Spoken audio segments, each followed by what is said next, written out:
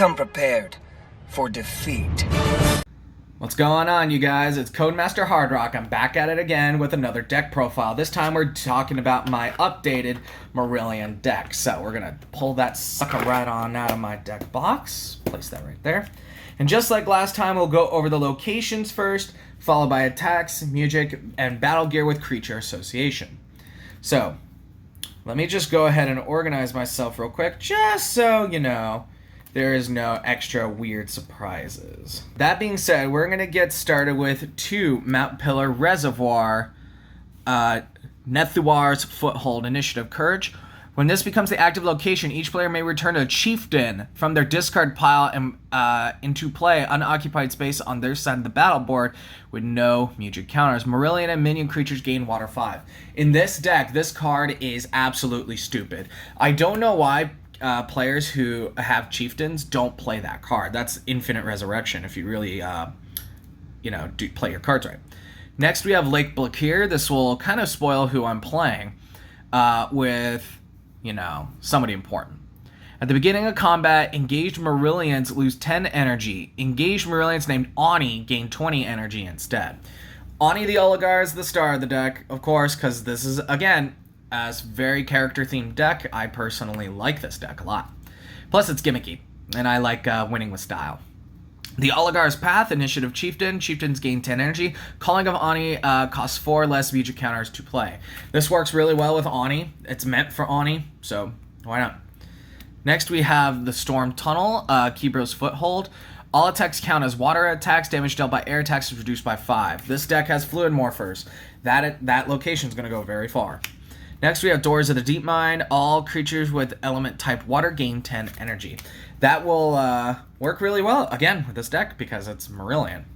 Next, we have Azaya Mind Scrying Chamber. When it's revealed, creatures lose all elemental types. This is more or less a safeguard against my opponents who are happening to be playing very element-heavy decks. So with that being said, what I'm going to do is I'm going to comb through my attack deck right now to make sure that I'm not indeed missing anything weird or wild. Unlike last time, there are some cards that are in a mismatched order, so we're going to touch on with Fluid Might first. If a creature would gain a music counter by dealing damage with Fluid Might, it gains additional music counter, 15 damage. So that's a way to build music counters with my Fluid Morphers. Next, we have Burning Rain. If it would deal more than 10 damage, it deals 10 damage instead. I could deal a maximum 10 with a 0 build. No drawbacks, really. It's pretty nice. Next, we have Super Cooled Rain. This would deal 40 damage, and I can remove 4 music counters from my opponent. That is devastating. Next, we have Double Invader's Tactics. This typically will work because I'm usually running water attacks, plus I could deal 20 damage with this. It's nuts. It's pretty nice. Poison Panic, very similar reason to Burning Rain, but I'm only running 1 in this deck, so I don't really get a drawback from its secondary effect. Next, I have a single Out Freeze. I could deal 10 damage and gain 100 Wisdom if I choose not to deal that 10 damage. Next, I don't have 1, but I have 2. Flood Force, deal 15 base of water. That's nice. Rage of Ani, I could deal 20 damage with Ani, plus this is a key ingredient to transforming Ani. Next, I have Double Aqua Recoil. I can heal 5 damage if I have water. A single Sleet Slide. If my opposing engaged creature has water, it deals 0, but, it's there to be there. It's there to do what it's got to do. Riptide, I could deal 10 damage and rob 25 courage my opponent. Pretty nice. Primal Smash. It's Primal Smash. 20 damage, drop 1. It is gorgeous. Next, we have Eidolon Advance, dealing 15 damage if my opposing engaged creature has 1 or more music counters. This will help at the early game. Next, we have, finally, Tidal Surge. With my Super Cooled Rain, this would help out in the future. With that being said, that was all the attacks. Let's move on to music. First things first. We gotta have Calling of Ani. So Calling of Ani is how you transform Ani the Oligar. You need to be playing Ani. You need to be equipped with the Baton of Ani, and you need to be able to play the attack Rage of Ani. Okay? So once you do that, you flip them, and it could... Oof. Once you flip them, it's very satisfying. Geo Flourish, heal 15 with Earth or Water. So I have that for defense.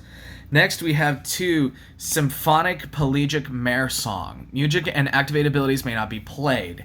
That's just Zamul. It doesn't say until the end of turn or anything like that, so I like to use that for anything that can be activated from my opponent, so like healing or anything like that. Meanwhile, Fluid Morph is a passive ability, so it will just go through, no problem. So, let's move on to creatures. In the very back, we have ourselves Orb of Unda with Vixben. Orb of Unda says sacrifice Orb of Unda, gain a Mugic counter, but if it has water, heal 10. So with that would work really well with Vixben. 45, 35, 65, 40, 35, Fluid Morph. I mentioned this in a previous video, but basically what he does is if my opponent plays a Mugic counter, I could sacrifice all the Mugic counters on Vixben, and if it's at least one Mugic counter more than the Mugic counters cost, which typically all of them cost 2, or rather cost 1, you know, you'll negate their Mugic. It's pretty solid. I don't have Cerulean Song Thief or anything like that, so gonna have to deal. Next, we have Nuncorn with another Orb of Unda. Nuncorn has 50, 60, 80, 55, 60, Fluid Morph. Attacks played by Nuncorn count as fire and earth attacks. When he fire and water attacks. My apologies. If he had 3 Mugic counters, exactly 3, when he is defeated, he gets Resurrection. Pretty solid. Next to him, we have Avapar with the Weightless Energy Vessel. Weightless Energy Vessel protects my creature from Mugic cards. Avapar has 30, 65, 45, 70, 55. Discard a Mugic card. Target chieftain gains untargetable. This is how I protect Ani from any particular effects or anything special like that.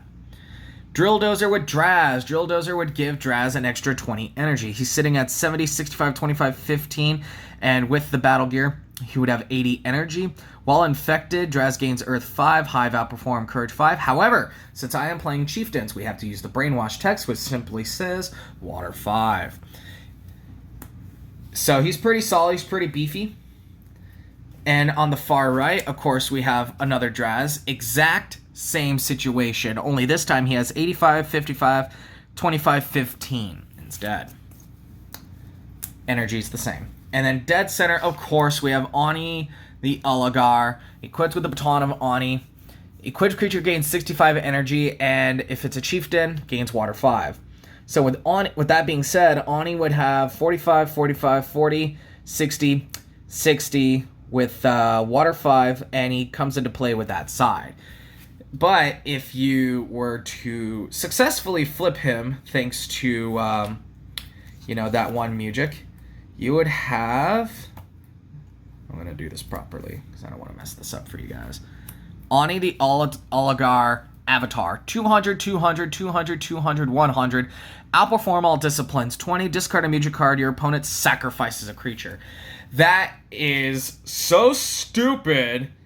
And a lot of people are claim that, oh, it's not worth it to try it. But you know what? I like winning with flair. I like winning with style. That's just me. I like doing that. But with that being said, I'll give you guys something to look at. There's Ani.